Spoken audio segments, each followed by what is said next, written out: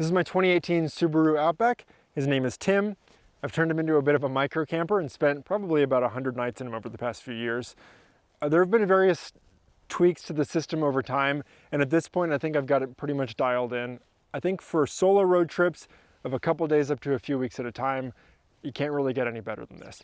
I have a 6-inch mattress, a refrigerator, several ways to make coffee, a fairly extensive kitchen, an awning, a bike rack, solar panels, this gigantic roof box, a place where I can work for a few hours at a time. There's a lot in here. Let me show you around. All right, let's start with the back. So we have a bed platform that goes all the way down the right side. It's about 25 inches wide and I think something like 80 inches long. I'm 6'2" and I fit very comfortably in there. I have to stretch out all the way from my toes to hit the back here, so which is really nice. I don't want to be uncomfortable.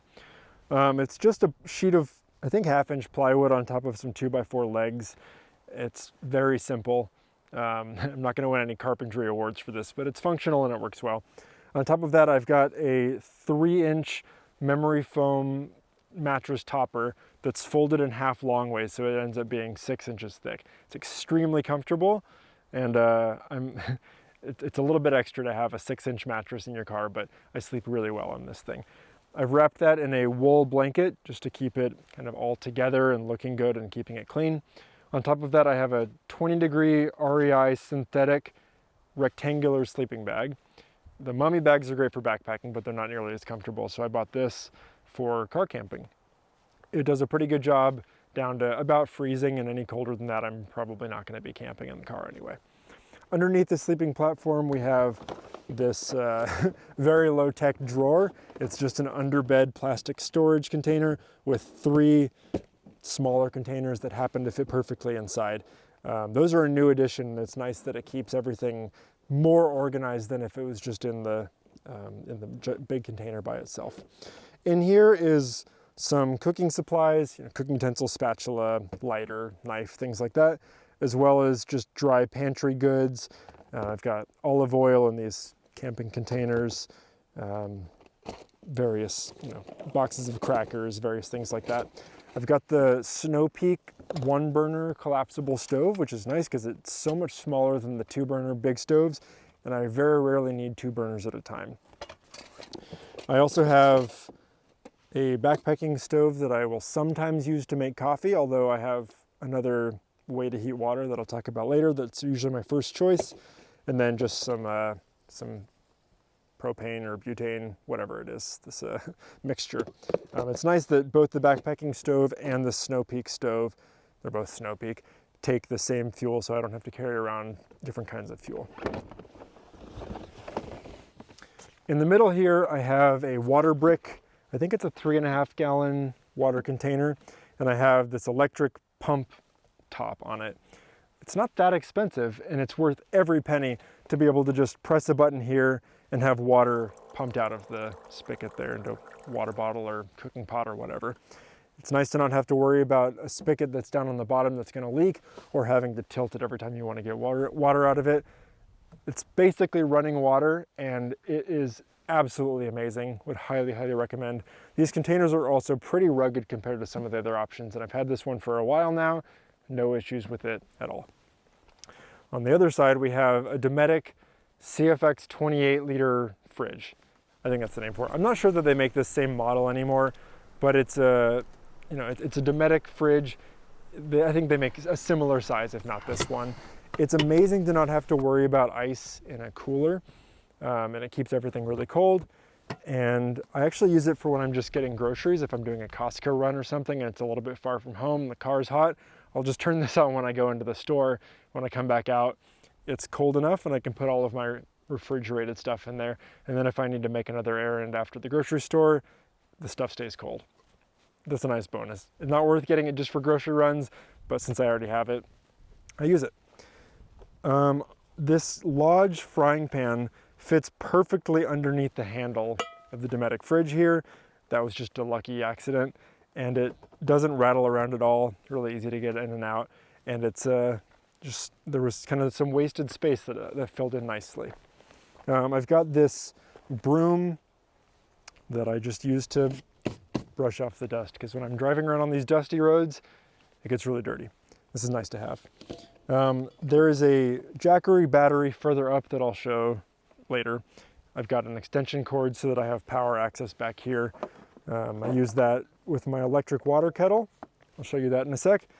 It's amazing to be able to just have power all throughout the car.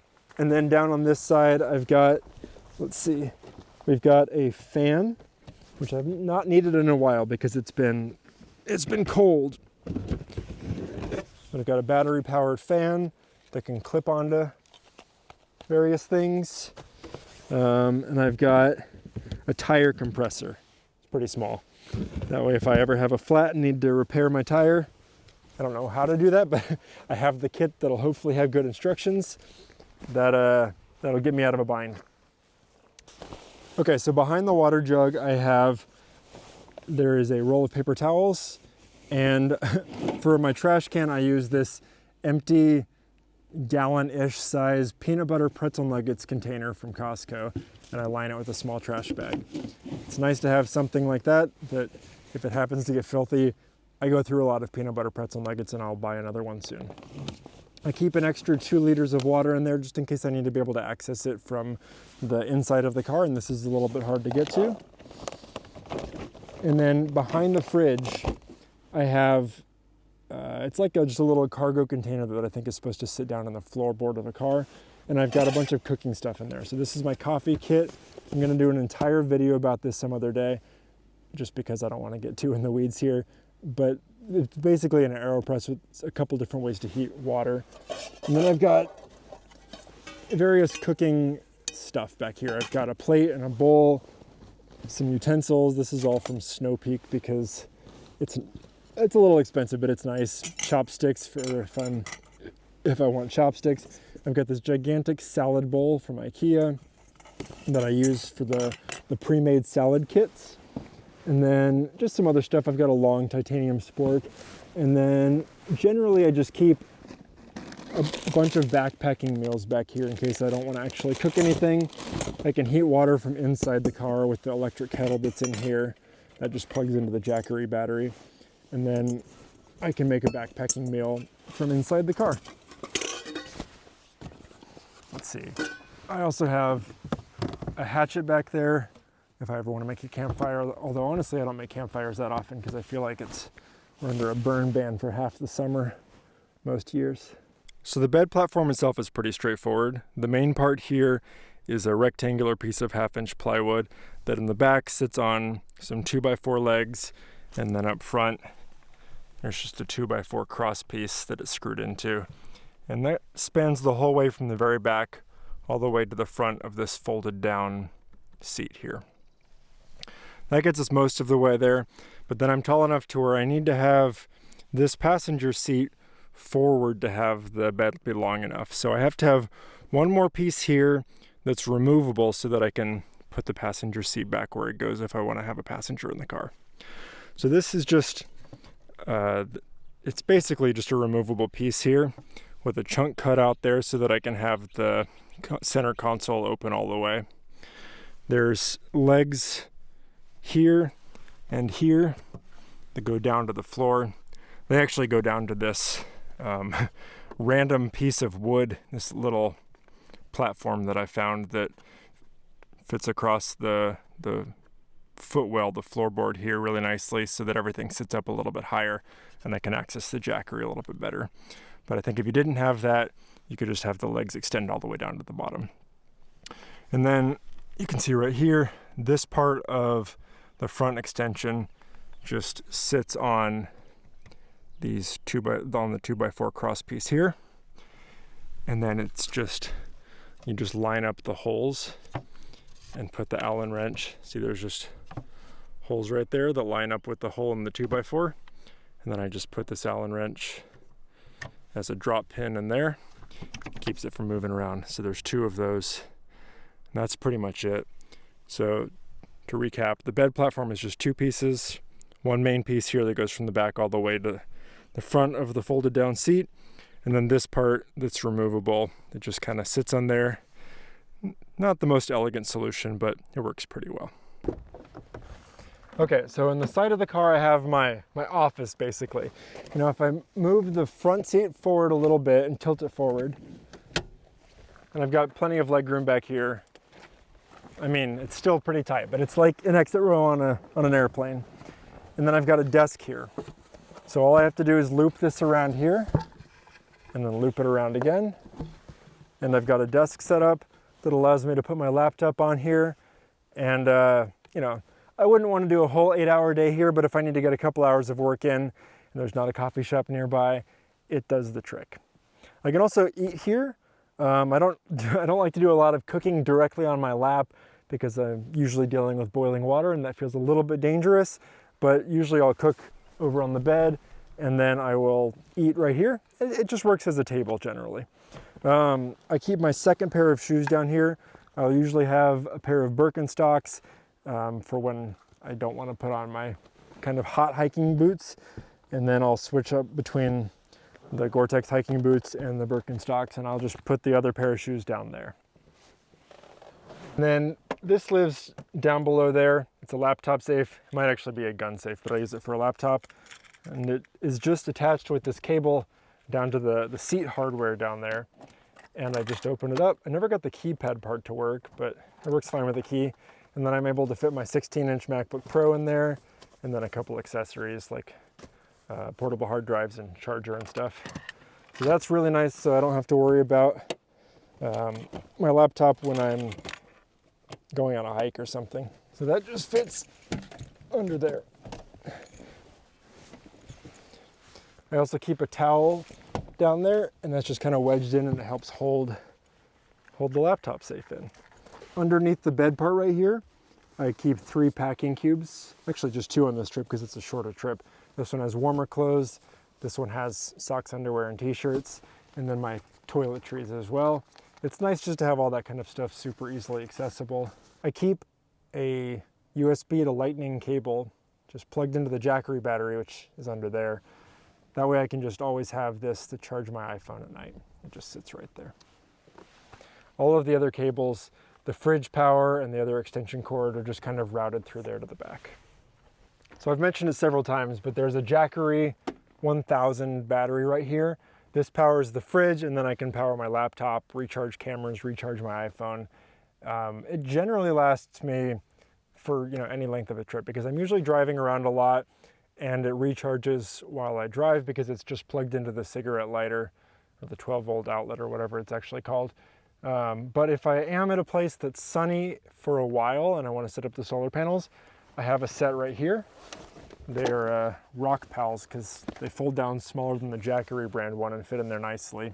And they unfold, and then I just leave them plugged into the Jackery at all times. All I have to do is unfold them, set them out. It recharges fairly quickly, but I don't usually bother on a short trip unless I'm going to be posted up somewhere for a while because I don't usually run out of this thing. The electric water kettle that I mentioned earlier draws quite a bit of power from this, so if I'm running low, then I'll just use a gas backpacking stove. That way I don't have to worry too much about it, but if I've got plenty of battery left, I don't usually worry about it. I just use it. I use the electric kettle. I run the fridge all day. The 1000 is big enough to really keep up with my needs on short to medium length trips. And then it wouldn't be a camper build without USB fairy lights. So those are just strung up throughout the roof and then plugged into this USB switch down here so that I can turn them on from an easily accessible location by the bed. All of that's just plugged into the Jackery battery down here, of course. And then I've got another extension cord here. I've got 2 extension cords, one that runs all the way to the back and one that runs over to the passenger side so that if I wanted to boil water on that side, I can do that as well. And then in both of these doors on the bottom, both on the left side and the right side, I have mosquito nets that fit over the door, and that way I can roll down the doors at night if I need to and not worry about mosquitoes coming in. On the passenger seat, I usually keep my camera bag right here. It's nice to have all of that pretty easily accessible. If I'm going on a hike, I'll bring it with me, usually because I'm hiking for photography, but I don't want to leave all this in the car. If I go into a coffee shop, I'll usually bring it with me as well. And then down in the footwell here, floorboard, whatever this is called down here, I have just a random black tote bag, which I just throw a bunch of other stuff in there, pretty much anything else. Jackets, books, if I have another pair of shoes. It all just goes in here. That way I don't really have to worry about packing everything nice and tightly. It can all just get thrown in. And then if I happen to do a night in a hotel, I can just kind of use this to take anything out of the car into the hotel. And it's really easily accessible because it's just a big open top. So that works pretty well. So up top, I have this Thule roof box, which has quite a bit of stuff in it. I have this Yakima Slim Shady awning, which is amazing for both sunny days like today and rainy days in the winter. And then I've got a bike rack that I don't use that much when I'm camping. I'm not usually bringing a bike with me, but it's nice just to be able to leave that on if I want to throw my bike on and ride somewhere else. If the bike is on, I can still get this open. It all works pretty well together. So these awnings are a little bit expensive, but I think they're worth it if you do a lot of road tripping, especially when it's either hot or rainy, especially in a small car like this, because it really extends the living area quite a bit. It's lower than I am tall, but if you pitch it a little bit higher on this end, it's fine. And even if I have to hunch under it, it's better than not having any space at all. So I've seen people do DIY versions of this, which would work fine, but it's nice just to know that it's not going to go flying off the car at highway speeds. Yakima is a well-known brand that I trust, and it works pretty well. So you pretty much just roll it out like this, and then there are poles that fold down there, and then you can extend them. Oh, come back. All right. It's a little easier with two people, but you can usually manage. You extend the poles.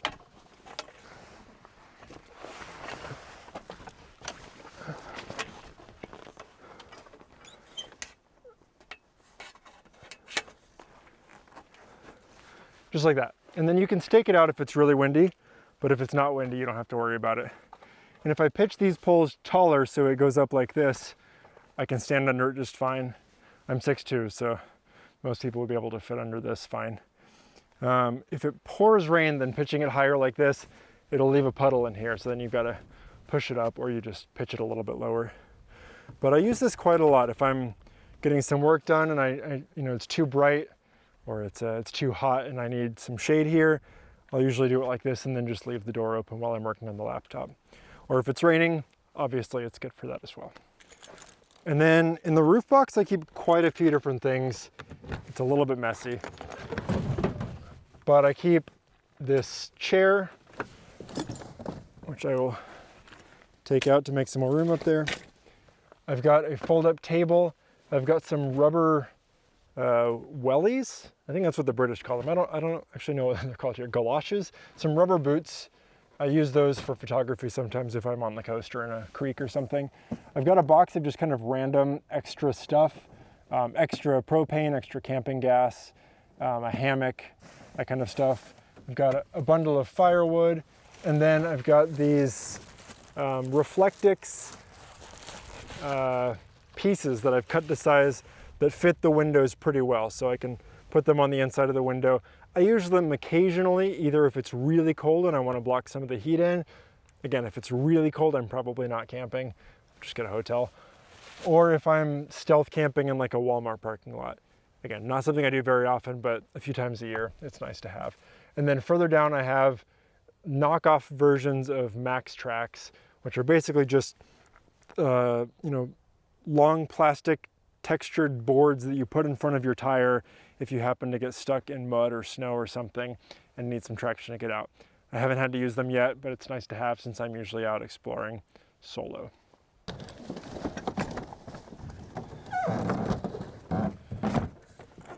And then I think I forgot to mention these. I've got these lip guards on the back windows. That way at night I can crack these back windows down and let some air flow through without worrying about rain coming in the car. This is definitely not as comfortable as having a van or a larger SUV, but I get much better gas mileage. It's much cheaper. It has better off-road capability than most vans. And if you have a 4x4 Sprinter, you're talking, well over $100,000 for a build out like that. Sometimes I wish that I had a van. If the weather sucks, this is definitely, it feels very tight. But for camping in the summer when the weather's pretty nice and if it's just one person, this is a pretty good setup. It's worked well for me over the past couple of years. There's a chance that I'll upgrade to a van at some point in the next year or two, but for now, this works. I've probably got several dozen more nights of camping in this before I do upgrade though. So I'm glad that I put all the effort into making this a pretty dialed in setup. If you have any questions about any of the things that I talked about or any of the specific pieces of gear, let me know. And with that, I'll say thanks so much for watching, and I'll see you next time.